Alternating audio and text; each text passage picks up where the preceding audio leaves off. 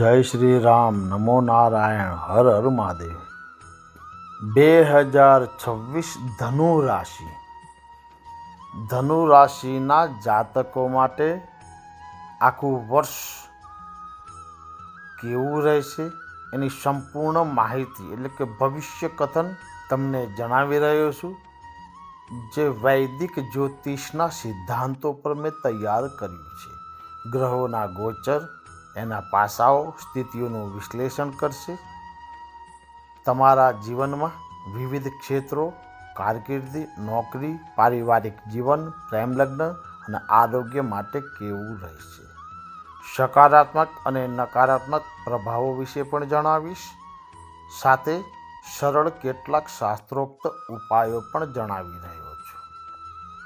પહેલું છે આરોગ્ય વિશે. સ્વાસ્થ્યની દ્રષ્ટિએ 2026 ધનુ રાશિના જાતકો માટે સાવધાન રહેવાની જરૂર છે. તમે આખા વર્ષ દરમિયાન સ્વાસ્થ્ય પ્રત્યે સતર્ક રહેશો તો તમને કોઈ મોટી સમસ્યાઓ નહીં નડે, પરંતુ બેદરકારી તમારા શારીરિક અને માનસિક સ્વાસ્થ્યને અસર કરશે. એકંદરે આ વર્ષ તમારા માટે સંપૂર્ણપણે અનુકૂળ ન હોઈ શકે, પરંતુ સાવધાની રાખવાથી પરિસ્થિતિ નિયંત્રણમાં રહેશે. આ વર્ષે શનિ ચોથા ભાવમાં રહેશે અને ત્યાંથી તેના 10મા ભાવ દ્વારા તમારા પ્રથમ ભાવને પ્રભાવિત કરશે. કુંડલીનો પહેલો ભાવ સ્વભાવનું એટલે કે સ્વાસ્થ્યનું પ્રતિનિધિત્વ કરતો હોવાથી શનિનું આ સ્વરૂપ તમારા શરીરની ઉર્જાને ઘટાડી શકે છે. આના પરિણામે થાક, તણાવ, ઊંઘનો અભાવ, હાડકા સંબંધી અથવા સાંધાની સમસ્યાઓ અને માનસિક તણાવ જેવી સમસ્યા થઈ શકે છે. સારી વાત એ છે કે વર્ષની શરૂઆતથી 2 જૂન સુધી તમારી રાશિનો સ્વામી ગુરુ 7મા ભાવમાં રહેશે અને ત્યાંથી તમારા લગ્ન પર દ્રષ્ટિ કરશે. ગુરુની આ સ્થિતિ શનિના નકારાત્મક પ્રભાવોને નોંધપાત્ર રીતે સંતુલિત કરી શકશે. તમારી રોગ પ્રતિકારક શક્તિને મજબૂત બનાવશે. જો તમે આ સમયગાળા દરમિયાન સંતુલિત દિનચર્યાનું પાલન કરશો તો તમારું સ્વાસ્થ્ય સારું રહેશે. 2 જૂનથી 31 ઓક્ટોબર 2026 દરમિયાન ગુરુ 8મા ભાવમાં ગોચર કરશે. 8મા ભાવને સ્વાસ્થ્ય માટે સંવેદનશીલ માનવામાં આવે છે. તેથી આ સમય દરમિયાન યોગ, પ્રાણાયામ, ધ્યાન અને નિયમિત કસરત કરવી. આમ કરવાથી કોઈ પણ મોટી સમસ્યાઓને તમે ટાળી શકશો. 31 ઓક્ટોબર પછી ગુરુ ભાગ્ય ભાવમાં પ્રવેશ કરશે અને ફરી એકવાર લગ્ન ભાવમાં દ્રષ્ટિ કરશે, જેનાથી સ્વાસ્થ્યમાં સુધારો થશે. એકંદરે નિયમિત દિનચર્યા અને માનસિક શાંતિ જાળવવી તમારા માટે શ્રેષ્ઠ વિકલ્પ છે. ધનુ રાશિના વિદ્યાર્થીઓ માટે સખત મહેનતના આધારે પરિણામ મેળવી શકશો. આ વર્ષે તમે જેટલી વધુ મહેનત કરશો તેટલા સારા પરિણામ તમને પ્રાપ્ત થશે. 5મા ઘરના સ્વામી મંગળનું ગોચર મોટાભાગે અનુકૂળ છે, જો કે તે ચોક્કસ સમયગાળા દરમિયાન નબળા પરિણામ પણ આપી શકે છે. મંગળ તમારા ચોથા ભાવમાં રહેશે. 2 એપ્રિલથી 11મી મે દરમિયાન, જે અભ્યાસ માટે થોડો નબળો સમય માનવામાં આવે છે. વધુમાં 18 સપ્ટેમ્બરથી 12 નવેમ્બર સુધી આ દરમિયાન મંગળ 8મા ભાવમાં તેની નબળી સ્થિતિમાં રહેશે, જેના કારણે એકાગ્રતાનો અભાવ થશે. વિદ્યાર્થીઓએ આ સમયગાળા દરમિયાન વધારાની મહેનત. બીજી બાજુ શિક્ષણ અને ઉચ્ચ અભ્યાસ માટે જવાબદાર ગ્રહ ગુરુદેવ વર્ષની શરૂઆતથી 2 જૂન સુધી 7મા ભાવમાં રહેશે અને ત્યાંથી પ્રથમ, ત્રીજા અને નફાના ઘર પર દ્રષ્ટિ કરશે. આ તમારી બુદ્ધિ, સમજણ, વિશ્લેષણાત્મક ક્ષમતાઓમાં વધારો કરશે. આ સમયગાળો ખાસ કરીને સ્પર્ધાત્મક પરીક્ષાઓની તૈયારી કરતા અને ઉચ્ચ શિક્ષણ મેળવવા અને વ્યાવસાયિક અભ્યાસક્રમો મેળવતા વિદ્યાર્થીઓ માટે ફાયદાકારક છે. 2 જૂનથી 31 ઓક્ટોબર દરમિયાન ગુરુ 8મા ભાવમાં ઉચ્ચમાં રહેશે. આ સ્થિતિ એવું સૂચવે છે કે સફળતા ફક્ત સખત મહેનત, સંશોધન અને ઊંડાણપૂર્વકના અભ્યાસ દ્વારા જ મળશે. જે વિદ્યાર્થીઓ આળસુ અને બેદરકાર છે તેઓ પ્રમાણમાં નબળા પરિણામ જોઈ શકે છે. તમે સતત પ્રયત્ન અને શિસ્ત જાળવી રાખો. વ્યવસાયની દ્રષ્ટિએ આ આખું વર્ષ મધ્યમ રહેશે. 10મા ભાવનો સ્વામી બુધ મોટા ભાગે તમારા પક્ષમાં રહેશે, જે વ્યવસાયમાં તમારી નિર્ણય લેવાની ક્ષમતાને મજબૂત બનાવશે. શનિની 7મી દ્રષ્ટિ આખા વર્ષ દરમિયાન તમારા 10મા ભાવ પર રહેશે, જે તમારા કાર્યને ધીમું કરી શકે છે.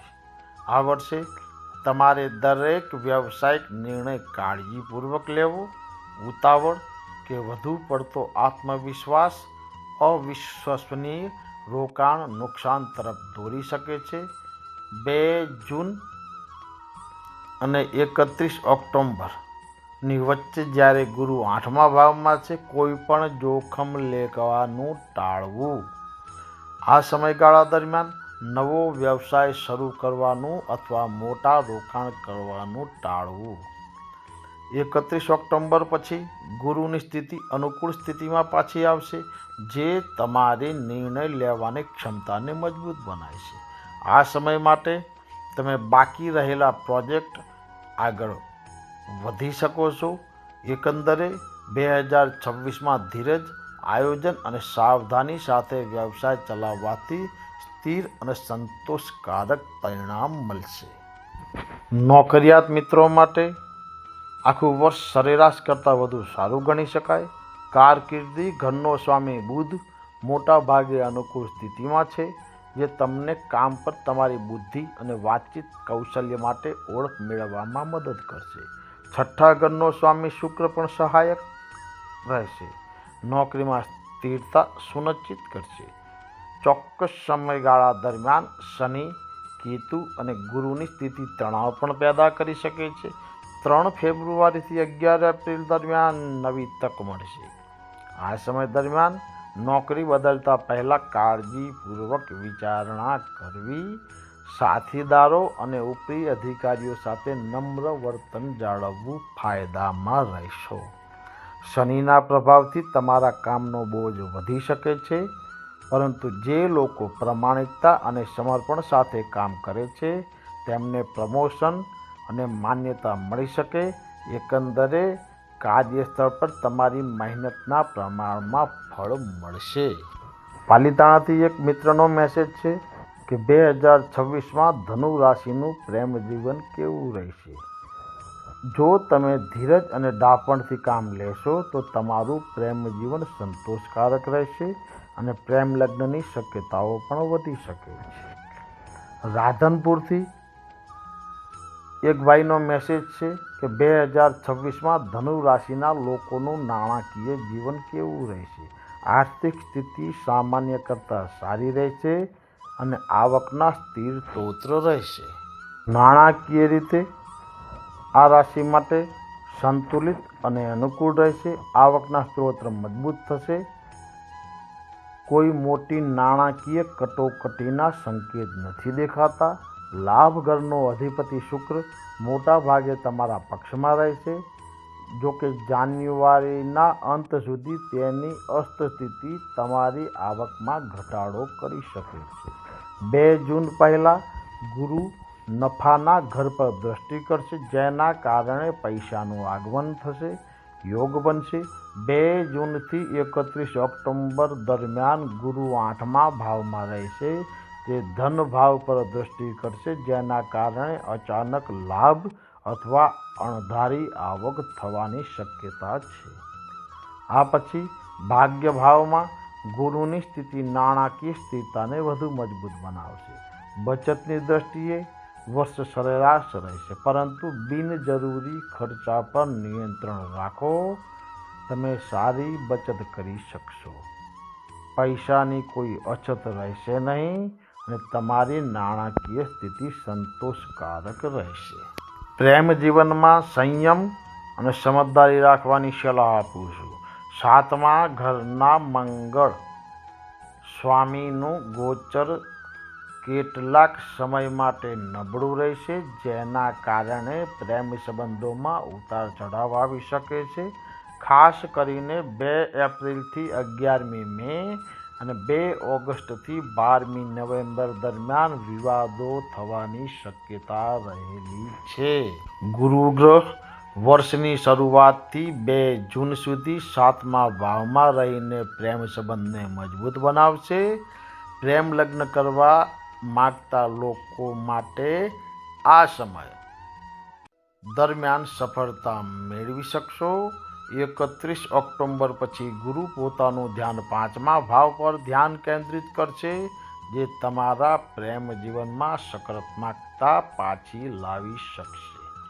લગ્ન માટે 2026નું વર્ષ લગ્ન યોગ ધનુ રાશિ માટે ખૂબ જ અનુકૂળ છે.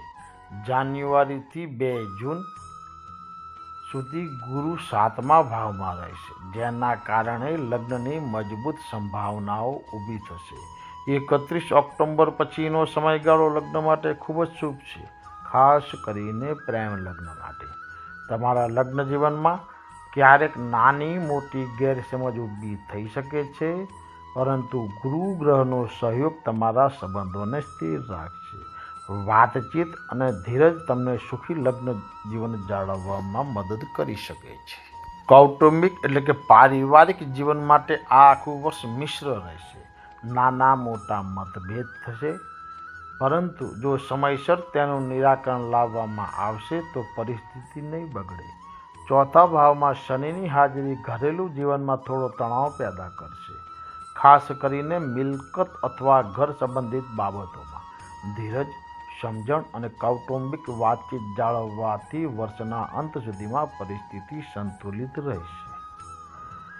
2026 જમીન, મકાન અને વાહનો સંબંધિત બાબતોમાં સાવધાનીપૂર્વક આગળ વધારવાનું સૂચન કરે છે. ગુરુ ગ્રહનો સહયોગ મિલકત સંબંધિત બાબતોમાં રાહત આપશે, પરંતુ શનિની હાજરી દસ્તાવેજીકરણ અથવા કાનૂની અવરોધ ઊભા કરશે. વાહન ખરીદવાની શક્યતા રહેલી છે, ખાસ કરીને જૂના વાહનો સાથે કોઈપણ વ્યવહાર પહેલા સંપૂર્ણ તપાસ. વિસાવદરથી એક ભાઈનો મેસેજ છે કે ધનુ રાશિના સ્વામી કોણ છે? ગૃહ સ્વામી. ધનુ રાશિનો ગૃહ સ્વામી ગુરુ ગ્રહ છે. ઉપાય આપું છું કે શનિવારે કાગડા કે ભેંસને ચોખા ખવડાવો, વડીલોનો આદર કરો અને તેમની સેવા કરો, ખાસ કરીને સસરા પક્ષના. વહેતી નદીમાં એટલે કે વહેતા નદીના પાણીમાં આખા જવ વહેતા કરવા, એટલે મુઠ્ઠી જવ વહેવડાવતી તમારને શાંતિ મળશે. જય શ્રી રામ. નમો નારાયણ. હર હર